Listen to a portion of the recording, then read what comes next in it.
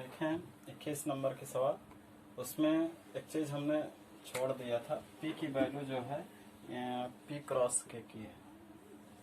तो एस यानी एक्स एक मैट्रिक्स है 2 क्रॉस एन का है, वाई एक मैट्रिक्स है 3 क्रॉस के का है, जेड एक मैट्रिक्स है 2 क्रॉस पी का है, डब्ल्यू एक मैट्रिक्स है एन गुणे 3 का है, और पी एक मैट्रिक्स है पी गुणे के का है। तो कह रहा है कि पहले पी वाई प्लस डब्ल्यू वाई कैसे होंगे।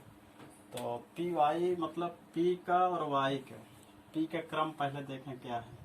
पी के क्रम हमारे पास है पी गुणे के, ऐसे हम पहले लिख लेते हैं। डब्ल्यू का क्रम है 3 गुणे के। तो एक चीज ये है कि ये गुणा तभी पॉसिबल होगा जब ये दोनों सेम होंगे। ये गुणा तभी पॉसिबल होगा जब ये दोनों सेम होंगे। अर्थात हमको यहाँ के की जगह क्या रखना होगा, के बराबर 3 रखना होगा। यदि 3 होगा तब ये गुणा पॉसिबल है। और डब्ल्यू आई जैसे है, डब्ल्यू आई क्यों कब पॉसिबल होगा। डब्ल्यू का है n गुणे 3 और वाई का मैट्रिक्स का कितना है 3 गुणे के। तो यहाँ तो हमें कंफर्म पता चल रहा है कि गुणा पॉसिबल है। और जब गुणा पॉसिबल होगा तो किसके बराबर होगा, n बराबर के। तो यहाँ ऐसे लिखते हैं p गुणे वाई तभी पॉसिबल है, ये तभी पॉसिबल है जब हम के की जगह क्या रखें, 3 रखें। यानी के बराबर यहाँ हम 3 रखेंगे तभी ये गुणा पॉसिबल है। हम क्रम के लिए बहुत अच्छे से वीडियो बनाए हैं, आप उसको जरूर देखें। यदि क्रम सही से नहीं पता होगा तो आप मल्टीप्लिकेशन सही से नहीं जानते हैं और फिर कुछ भी नहीं जानते। तो ये दोनों तभी गुणा होंगे, या ये तो कह रहा है परिभाषित, इसका मतलब है कि गुणा हो गया, सब कुछ हो गया काम। तो यहाँ के की जगह 3 रहा होगा तभी इसको गुणा कर पाया होगा। तो के बराबर हम यहाँ 3 पाते हैं। और डब्ल्यू वाई को तभी मल्टीप्लाई कर सकते हो जब एन गुण जब ये भी समान हो, तो इसमें समान है। तो जो नया अवयव आएगा डब्ल्यू आई वो किस क्रम का होगा, एन गुणे के क्रम का होगा। तो अगर यहाँ के बराबर 3 हम रखते हैं तो जो पी वाई है, तो पी वाई का जो क्रम होगा वो कितने क्रम का होगा, तो आएगा पी क्रॉस के का। और डब्ल्यू आई जब पॉसिबल है तो इसका क्रम होगा, डब्ल्यू आई का क्रम कितना होगा, तो डब्ल्यू आई का क्रम कितना होगा, ये क्रम बताते हैं नए वाले अवयव का। मल्टीप्लिकेशन जब हो जाएंगे यानी क्रॉस के। अब तब हमें दिखाना है पी वाई प्लस डब्ल्यू आई, और 2 अवयव तभी जोड़े जा सकते हैं, 2 यानी मैट्रिक्स तभी जोड़े जा सकते हैं जब उनके क्रम समान हो। इसे प्लस लगा है तो ये दोनों मैट्रिक्स तभी जोड़ सकते हैं जो समान क्रम के हो। तो इसका मतलब ये है पी वाई का क्रम बराबर हो डब्ल्यू आई के क्रम, तभी वो दोनों अवयव जुड़े हैं। तो पी वाई के क्रम कितना है अभी निकाले हैं, पी क्रॉस के, और इसकी डब्ल्यू आई कितनी मिली है, एन क्रॉस के। इस तरह से हम देख रहे हैं के बराबर के कट जाएगा तो पी बराबर कितना मिल गया, एन के। इस तरह से इसमें विकल्प देखते हैं, विकल्प मिलाते हैं कौन सा सही होगा। तो विकल्प इसमें है, एक पहला विकल्प है p बराबर n और एक k बराबर 3। तो विकल्प नंबर जो भी हो, पहला विकल्प शायद है विकल्प फर्स्ट, p बराबर n और इसके बाद जो है k बराबर 3, यही विकल्प सही होगा। एक बार फिर से हम इसको समझा देते हैं। हमारे पास कुछ मैट्रिक्स हैं जो विभिन्न क्रम के हैं। एक्स वाला अवयव 2 गुणे n क्रम का है, वाई वाला इतने, जेड वाला इतने, सब क्रम है। और फिर आते हैं, ये कह रहा है कि ऐसे परिभाषित है, एक मैट्रिक्स है ऐसे परिभाषित है। तो n के p और n के और p के बीच में रिलेशन था।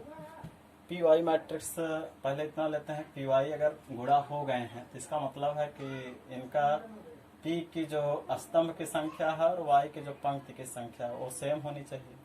तो हम देखें पी का क्रम लिखे, वाई के क्रम लिखे, 3 दोनों देख रहे हैं हाँ गायब है, के की जगह कुछ लिखा ही नहीं है। तो ये तभी पॉसिबल है जब के की जगह 3 हो। तो अर्थात इसका मतलब है के बराबर हमको यहाँ 3 रखना होगा, के बराबर 3 मिला। अब जब मल्टीप्लाई हो जाएंगे पी वाई तो उसका क्रम कितना होगा, पी और पी क्रॉस के हो जाएगा। डब्ल्यू आई को आके पकड़ते हैं तो डब्ल्यू का n क्रॉस 3 है, वाई मैट्रिक्स का जो है 3 क्रॉस के है। तो यहाँ देख रहे हैं कि इनमें जो स्तंभ की संख्या, डब्ल्यू में जो स्तंभ की संख्या, वाई की जो पंक्ति की संख्या सेम है। तो गुणा तो पॉसिबल है, कन्फर्म है। बट जो नया मैट्रिक्स डब्ल्यू आई के मल्टीप्लाई के बाद जो नया मैट्रिक्स आएगा वो कितने क्रम का होगा, यानी क्रॉस के होगा। और फिर दोनों का यानी पी वाई का क्रम इतना मिला, डब्ल्यू वाई का क्रम इतना मिला। और दो अवयव तभी जोड़े जा सकते हैं। आपको मैं बता दूं, अगर ए बराबर है 3 2 4 5 4 ऐसे लिखा है, बी बराबर 4 6 7 8 है, तो ये क्यों जुड़ जाते हैं ए प्लस बी? जब इनके क्रम समान है तभी तो 2 गुणे 2 कोटि क्या था, 2 गुणे 2 कोटि क्या तभी जुड़ पाए हैं। अगर एक कोटि यानी असमान हो जाती तो हम मैट्रिक्स को जोड़ नहीं सकते हैं। समान कोटि के अवयवों को हम जोड़ सकते हैं, समान कोटि के अवयवों को हम घटा सकते हैं। गुणा में असमान कोटि चल जाती है, लेकिन वो भी कुछ कंडीशनल है, कंडीशन रहेंगे तभी हो पाते हैं। तो देखते हैं कंडीशन क्या, उसमें पहले वाले अवयव का स्तंभ की संख्या और दूसरे वाले अवयव पंक्ति की संख्या यदि समान हो जाती है तो गुणा पॉसिबल है, कभी भी गलत नहीं होगा। तो यहाँ अब आ जाओ पी वाई प्लस डब्ल्यू वाई, तो इसका मतलब पी वाई के क्रम डब्ल्यू वाई के क्रम है, तब ये दोनों जोड़े गए हैं। तो इनको क्रम बराबर किए क्रम और एक क्रम ला के तो केस पे काटा पी बराबर एन। तो दो वैल्यू हमको अज्ञात वाले मिले, के बराबर मिला, पी बराबर एन के। तो इस सब तरह से आप इसको पूरा कंप्लीट कर लें। नेक्स्ट हम चलते हैं, इसको ऐसे ही समझेंगे अच्छे से। हम बहुत यानी तोड़ करके ही बताएं तुम लोगों को, ज़्यादा यानी फंसाने वाला क्वेश्चन था, लेकिन उसको बहुत हल्के में करके दिखाना तुम्हें, इसके बराबर होना चाहिए। देखते हैं सवाल नंबर लास्ट इस एक्सरसाइज की क्या है। लास्ट क्वेश्चन देख लेते हैं क्या है, हम बता दे रहे हैं। 22 नंबर है, इसी से रिलेटेड है। कह रहा 7x माइनस 5z की कोट क्या होगी। तो बच्चे देखें, किसी भी अवयव में, ये x अवयव है, z अवयव, या x अवयव है और ये z अवयव, किसी भी अवयव में क्या अगर ऐसे 3 4 5 6 क्या हम किसी गिनती से गुणा कर देते हैं तो उसका क्रम बदल जाता है। किसी अदिश से गुणा कर दें तो क्या उसका क्रम बदलेगा? क्रम नहीं बदलेगा। तो जो x का कोटि है वही 7x की भी होगी। और दो अवयव तभी घटाए जा सकते हैं जब उनके क्रम समान हो।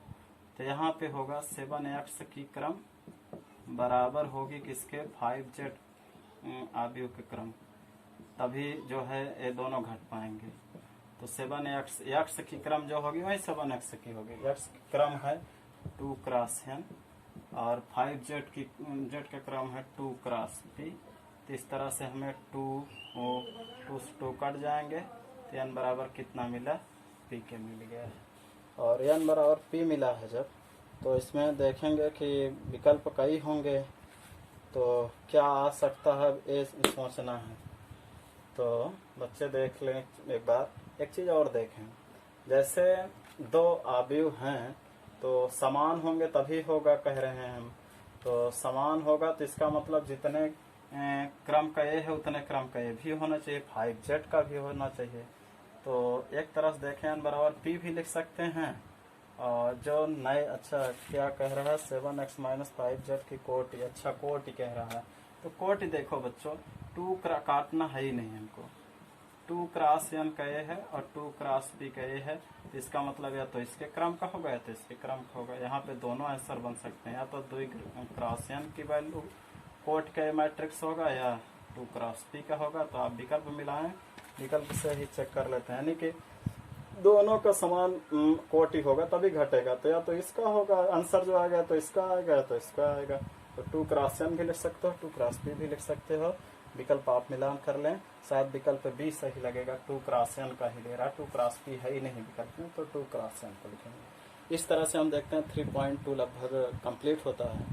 और अब हम चलते हैं 3.3 के लिए। आप आज से देखें 3.3 में क्या है, परिवर्त अवयव है और सम्मित और विषम सम्मित अवयव हैं। तो देखते हैं हम, चलिए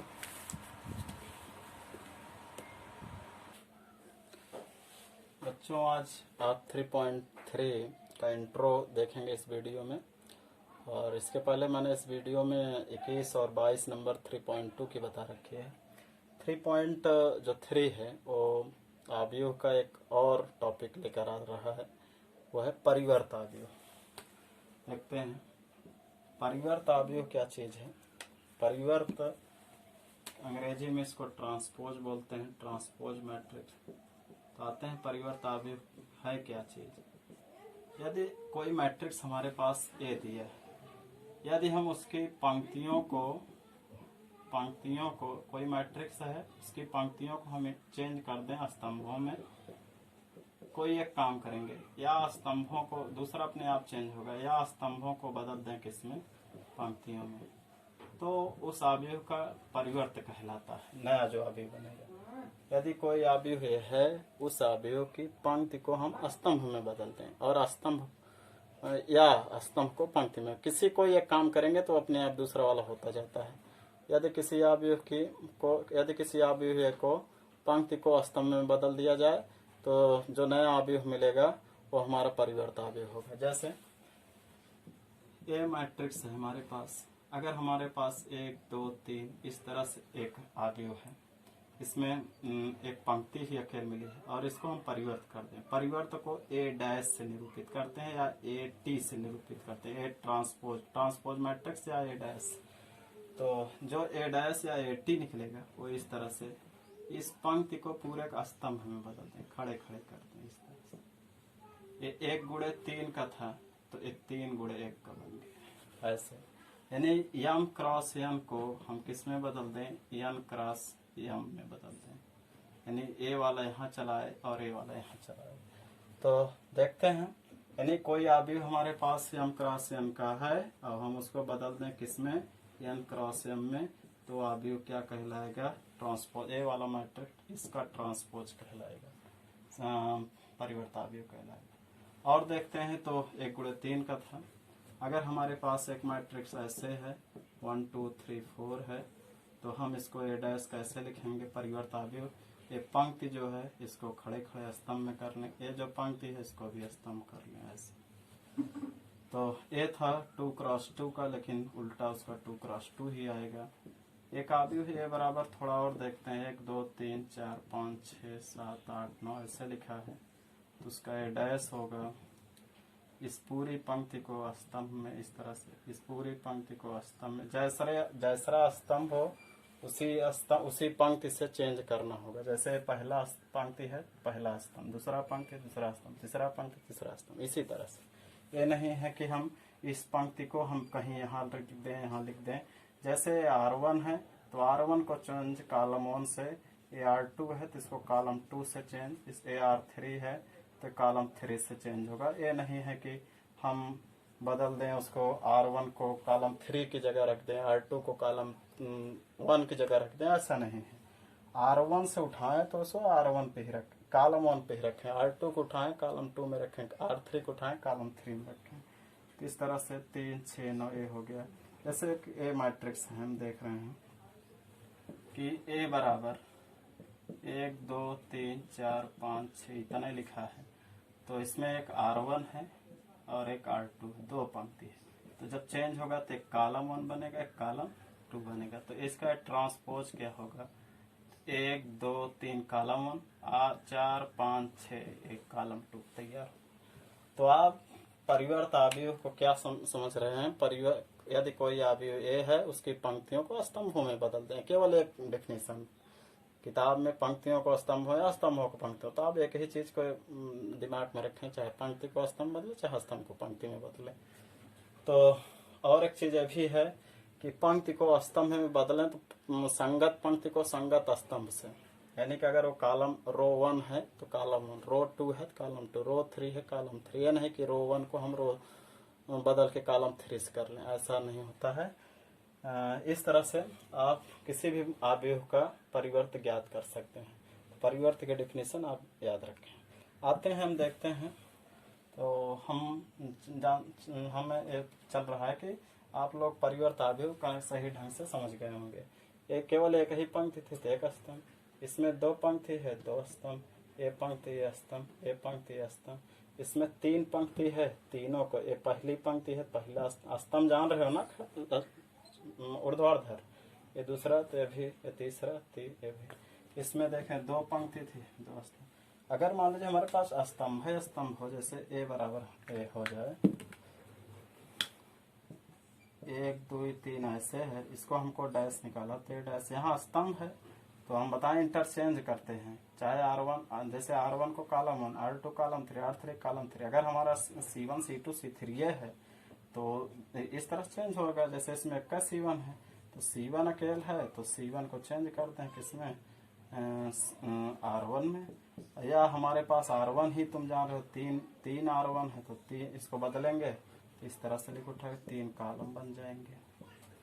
मान लीजिए हम इसको R1 R2 R3 समझ रहे हैं तो कॉलम में कॉलम 1 कॉलम 2 कॉलम 3, तो ऐसे यानी कोई अवयव ए है जो m क्रॉस n का है तो उसका परिवर्त n क्रॉस m का होगा। इसकी पंक्तियों को स्तंभों में बदला जाएगा, संगत पंक्तियों को संगत स्तंभों में बदला जाएगा। आते हैं देखते हैं अवयव परिवर्त के गुणधर्म क्या हैं।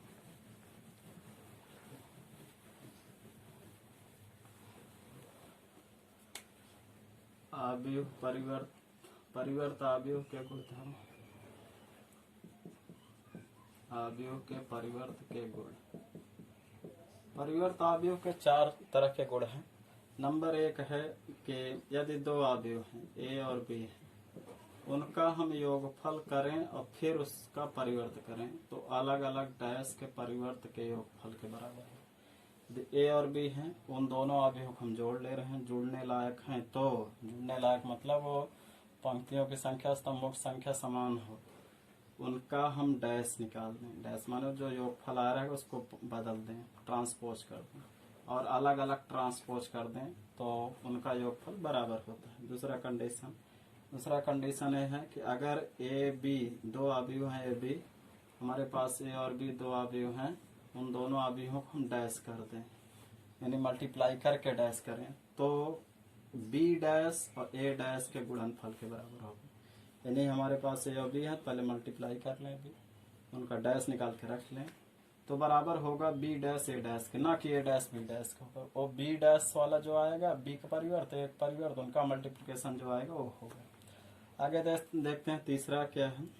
तीसरा है कि जैसे कोई एक मैट्रिक्स है, ए मैट्रिक्स है, उसका हम डैश निकाल दें और पुनः फिर डैश निकाल दें, यानी ए है उसका डैश करें फिर उसका फिर परिवर्त कर दें तो पहले वाले मैट्रिक्स के बराबर होगा। जैसे हम एक देख रहे हैं ए बराबर 1 2 3 4 है, हम इसका डैश किए तो ए पंक्ति स्तंभ में, ए पंक्ति स्तंभ में, फिर इसका पुनः फिर डैश कर दें तो देख रहे हैं ए फिर ए पंक्ति स्तंभ में, ए पंक्ति स्तंभ में, तो किसके बराबर हो जा रही है, ए डबल डैश ए के बराबर हो जा रही है। तो एक तीसरा है। चौथा पॉइंट है कि अगर कोई संख्या के से मल्टीप्लाई हो जाए, जैसे मान लीजिए एक के ए डैश है, के ए का होल डैश है और वो यानी कोई के एक सदिश है, उसमें हम मल्टीप्लाई कर दे रहे हैं, सदिश है कोई अदिश है, कोई संख्या है उसको ए में मल्टीप्लाई कर दे रहे हैं।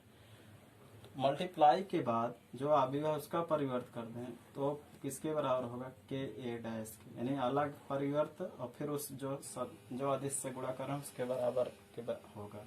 उदाहरण के तौर पर जैसे ए बराबर एक मैट्रिक्स है 1 2 3 4, हम इसमें 3 से मल्टीप्लाई करते हैं ये 3 आएगा, 3 से मतलब सभी में गुणा होगा, 3 3 दूनी 6 3 3 9 3 4 12। अब 3 ए का डैश कर लें तो डैश आएगा ए पंक्ति स्तंभ में, ए पंक्ति स्तंभ में। और क्या हम इस ए का डैश निकाल लें, ए का डैश कितना आएगा 1 3 2 4, ए पंक्ति और ए स्तंभ। क्या हम अब इसमें 3 से मल्टीप्लाई करते हैं 3 ए डैश, तो क्या वो चीज नहीं ला के दे रहा है, ला के दे रहा है। तो इस तरह से 4 प्रगुण हैं कि यदि ए और बी 2 मैट्रिक्स हैं, उनका योगफल करके परिवर्त करें तो अलग अलग परिवर्तों के योगफल के बराबर होगा।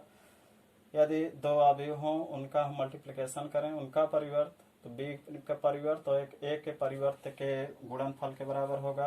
यदि किसी अवयव का हम 2 बार परिवर्त कर दें तो पहला मैट्रिक्स ला के देगा। यदि किसी अदिश से गुणा कर दें किसी मैट्रिक्स में, उसका परिवर्त करें और फिर ए का परिवर्त अलग से करके उस अदिश से गुणा करेंगे तब भी बराबर आएगा। तो 4 प्रगुण हैं परिवर्त के।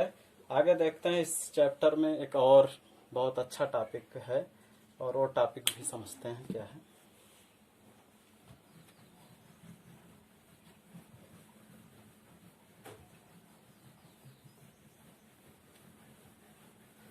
अगला टॉपिक है, आप सीखेंगे सम्मित और असम्मित, सम्मित अवयव और असम्मित अवयव, विषम सम्मित अवयव। विषम सममित अवयव।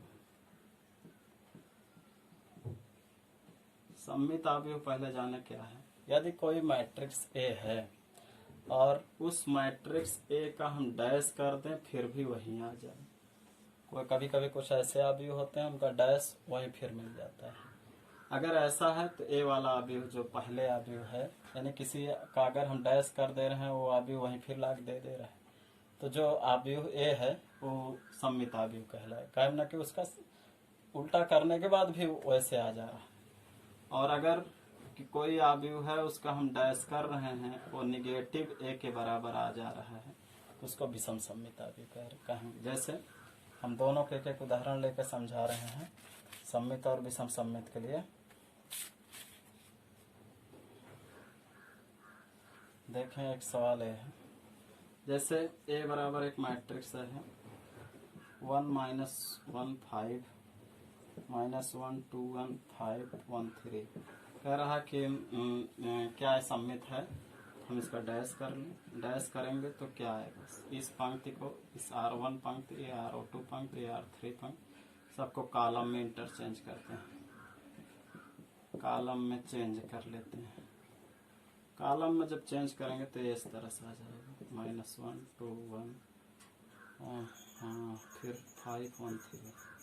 इंटरचेंज हुआ तो इंटरचेंज होने के बाद देख रहे हैं कोई परिवर्तन क्या आया है, नहीं परिवर्तन आया है, इसलिए हम इसको ए के बराबर ही लिख लेंगे। जब परिवर्तन नहीं आया तो सममित अवयव, सममित अवयव के लिए यही है कि कोई मैट्रिक्स ए है उसका हम डैश निकालें, उसकी पंक्तियों को स्तंभों में चेंज करें, स्तंभों को पंक्तियों में चेंज करें और दोनों को देखने में सिमिलर लगे, एकदम सेम दिखाई पड़े, जहाँ अवयव जैसे हैं वैसे स्थित है, तो फिर सममित अवयव कहलाएगा। पहला वाला जो अवयव ए है जिसका उल्टा करने पर वहीं आ रहा है वो अवयव सममित अवयव। विषम सममित अवयव क्या है, जैसे हम किसी का डैश करें और निगेटिव आ जाए। जैसे एक हम एग्जाम्पल इसका भी दिखा रहे हैं, आपके बुक में NCERT में होगा भी, तो देखते हैं क्या है। कोई मैट्रिक्स ए बराबर है 0 - 1 1 1 0 - 1 -1 1 0। विषम सममित अवयव, इसका डैश करें, डैश करेंगे तो उलट जाएगा, ये पंक्ति सब इधर चले आएंगे, ये स्तंभ दूसरा कॉलम में चेंज हो जाएगी और ये कॉलम तीसरी पंक्ति तीसरे कॉलम में चेंज हो जाएगी। तो देख रहे हैं आ तो गया है कुछ ना कुछ, लेकिन कुछ और थोड़ा सॉल्व करते हैं। देखें कि अगर हम माइनस बाहर कर लें तो देख रहे हैं ए माइनस जो है पॉजिटिव हो जाएगा, ए पॉजिटिव है निगेटिव हो जाएगा, माइनस कॉमन करेंगे तो 0, यहाँ -1 है +1, या ए -1। अवयव में प्रत्येक में से कॉमन होता है, चीज जानते हैं, प्रत्येक अवयव से कॉमन होता है, या माइनस से गुणा